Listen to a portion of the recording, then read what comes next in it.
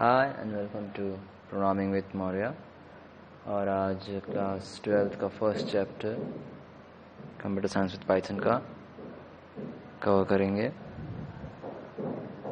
So here we go. Introduction, tokens, elements of Python, typing skill, input output, data types, expression, statement, conditions, looping और other statements पढ़ेंगे। Python ये Guido Anderson ने इसे develop किया था 1990s में, और किसी भी अपने सिस्टम पर रन कर सकता है, चाहे वो विंडोज़ हो, लाइनक्स हो, मैक हो या कोई और हो। इजी टू लर्न है, बहुत इजी लैंग्वेज है। अगर कंपैरिजन करें जावा में, C++ में, तो पाइथन बहुत इजी है, इसे आप तुरंत ग्रैस्प कर सकते हैं।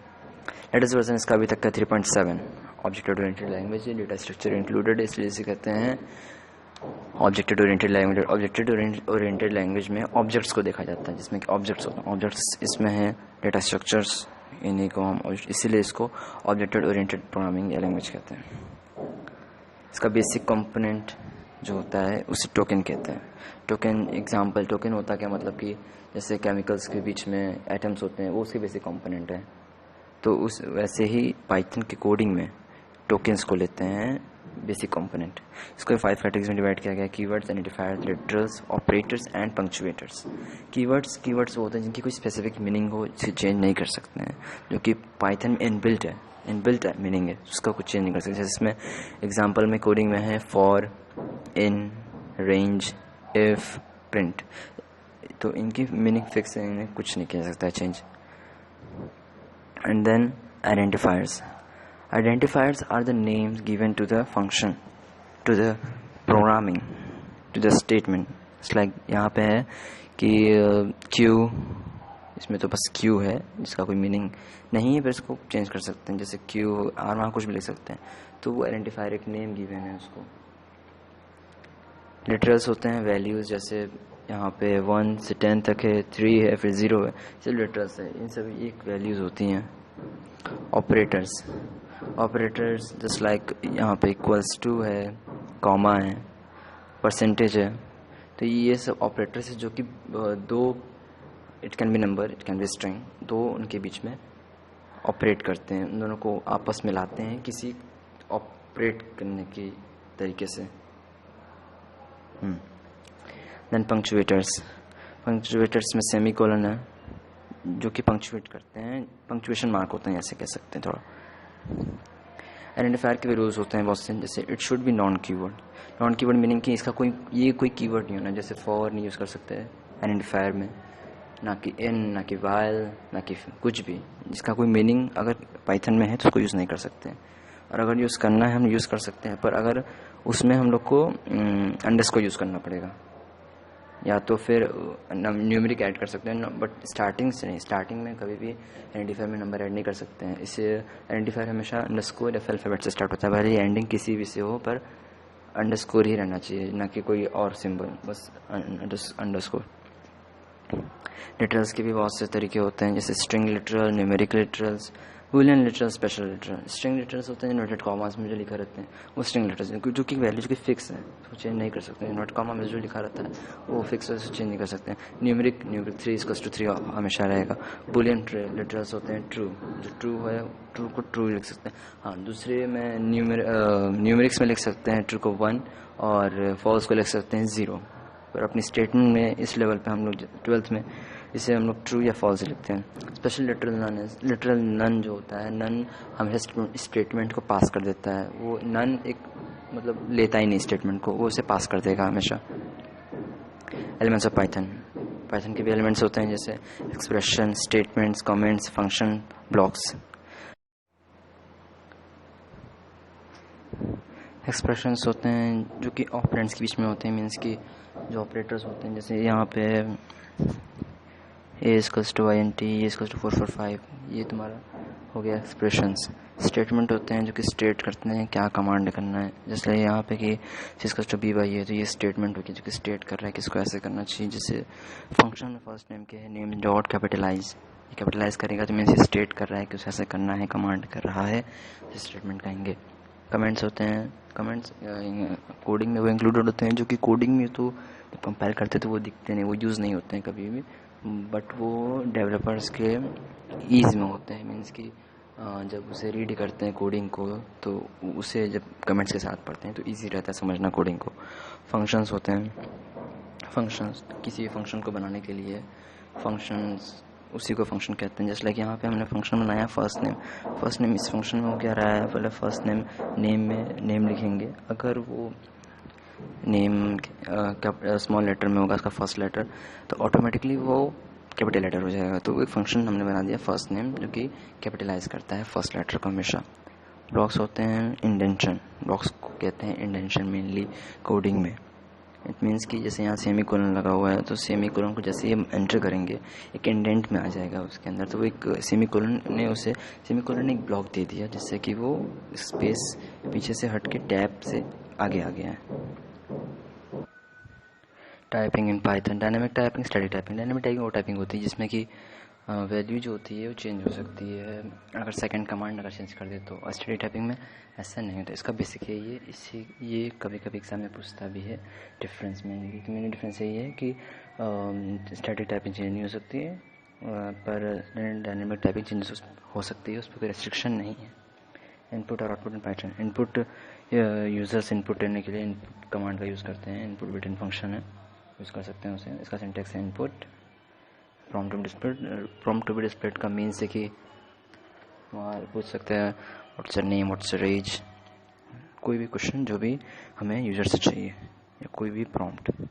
इनपुट हमेशा स्ट्रिंग टाइप वैल्यू देती है, जब भी कुछ इनपुट लेंगे तो वो जो हमेशा स्ट्रिंग में ही देगा। और दो टाइप का स्ट्रिंग के अलावा भी देता है ऑप्शन डेटा टाइप, इंटीजर और फ्लोट। इंटीजर होता है नंबरिंग, न्यूमेरिक होती है, फ्लोट भी न्यूमेरिक होता है पर वो डेसिमल्स के साथ होता है, वो भी हम लोग कर सकते हैं। सिंटैक्स फॉर आउटपुट के लिए प्रिंट होता है ऑप्शन। और स्ट्रिंग्स के बीच में अगर हमें स्पेस या फिर कोई भी लेटर कोई भी सिंबल कुछ भी यूज़ करना है तो हम लोग सेपरेटर यूज़ करते हैं। सेपरेटर का आर्ग्यूमेंट है SEP इक्वल्स टू स्पेस या फिर इन्वर्टेड कोट्स में स्पेस या फिर कोई सिंबल या फिर कोई लेटर कोई नंबर कोई भी कुछ भी। और अगर कोई दो स्टेटमेंट ने प्रिंट किया अलग अलग और चाहते हैं कि एक ही लाइन में है तो उसके लिए हम लोग एंड यूज़ करते हैं। नेक्स्ट एग्जांपल में आप लोग को अच्छे समझ में आ जाएगा। जैसे कि इस एग्जांपल में देख सकते हैं कि सेपरेटर यहाँ पे यूज़ किए हैं फर्स्ट प्रोग्राम में। तो जब सेपरेटर यूज़ किए तो जब स्टार लिखें तो स्ट्रिंग्स के बीच में स्टार आ गया, माइनस लिखेंगे तो माइनस भी आ जाएगा, और अगर वहाँ सिर्फ स्पेस लिखेंगे तो बस स्पेस रहेगा, मीन्स कि वर्ड्स के बीच में स्पेस आ जाएगा। नेक्स्ट है एंड का यूज़। इसमें प्रिंट एंड यूज़ किए हैं तो स्पेस के साथ, तो दोनों स्टेटमेंट्स को जोड़ के बीच में स्पेस लाया, पर अगर उसके बीच में स्टार ला देंगे या फिर माइनस ला देंगे तो उससे भी प्रिंट कर देगा। और डेटा टाइप्स हैं जैसे नंबर्स हैं, स्ट्रिंग्स हैं, लिस्ट है, टपल्स हैं, डिक्शनरीज हैं। नंबर्स के भी टाइप्स हैं, integers, boolean, floating, complex. Integers जैसे हैं न्यूमेरिक्स हो जाएंगे, booleans true false, floating with decimals, integer with decimals. Complex number are A + B Z we can say, जिसमें कि दोनों नंबर्स होते हैं, A भी फ्लोट होता है, B भी फ्लोट होता है, पर दोनों कॉम्प्लेक्स होते हैं। ये इमेजिनरी नंबर भी कह सकते हैं जो कि किसी किसी स्टेट में यूज़ करना पड़ता है, पर इस टाइम हम लोग को यूज़ एकदम नहीं करना है। म्यूटेबल मीन्स कि जिसे कि चेंज किया जा सकता है, जस्ट लाइक लिस्ट और डिक्शनरीज को भी बस चेंज कर सकते हैं। टपल्स, स्ट्रिंग, नंबर्स ये सब फिक्स्ड है, इन्हें चेंज नहीं कर सकते हैं जब हम लोग कोडिंग कर रहे होंगे। तो बीच में एक्सप्रेशन नोट है क्या, government component of Python that is operators. Milestone बोला एक्सप्रेशन जो होता है, ऑपरेटर्स होते हैं, लेटर्स होते हैं, वेरिएबल्स होते हैं उसमें। टाइप्स ऑफ एक्सप्रेशन, अर्थमेटिक होता है, लॉजिकल होता है, स्ट्रिंग। अर्थमेटिक में नंबर जैसे प्लस माइनस ये सब रहेंगे, लॉजिकल में ट्रू फॉल्स। स्ट्रिंग एक्सप्रेशन में स्ट्रिंग इन्वर्टेड कोट्स रहेंगे, उसके बीच में एक्सप्रेसिव कन्वर्जन होता है, यूजर डिफाइंड होता है, यूजर डिफाइंड कन्वर्जन होता है जो कि फोर्स करता है एक्सप्रेशन को, जो कि स्पेसिफिक है।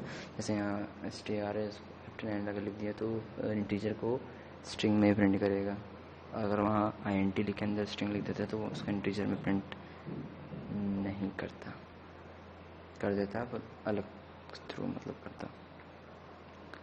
Statement compound statement, simple statement.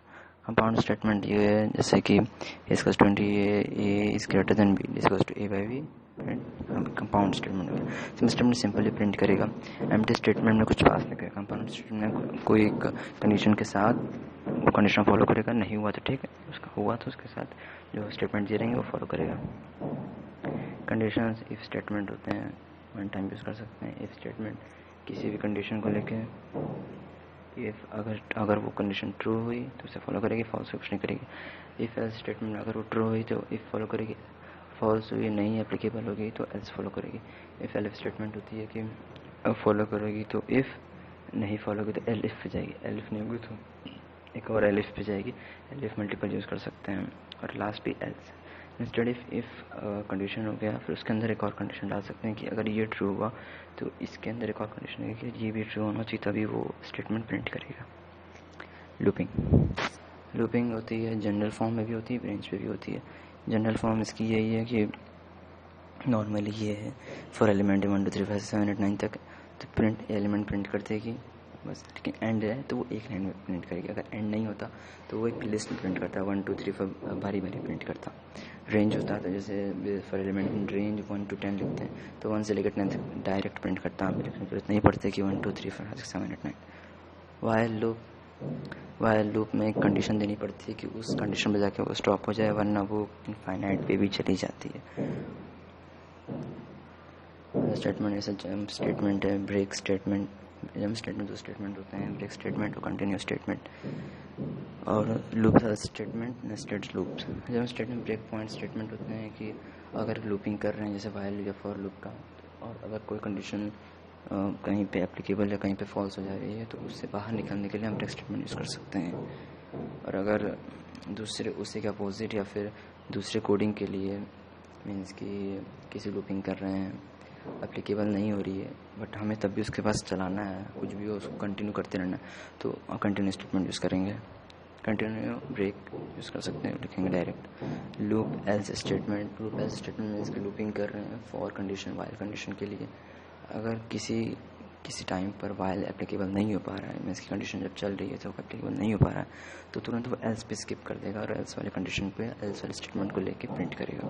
Nested loops के अंदर लूप जैसे फॉर लूप हो गया, फॉर लूप के भी अंदर अगर फॉर लूप चलाएंगे तो उसे नेस्टेड लूप कहेंगे। नेस्टेड हो जाता है, मीन्स की एक के अंदर एक नेस्टेड लिस्ट होता है, वैसे नेस्टेड लूप होता है। Nested loop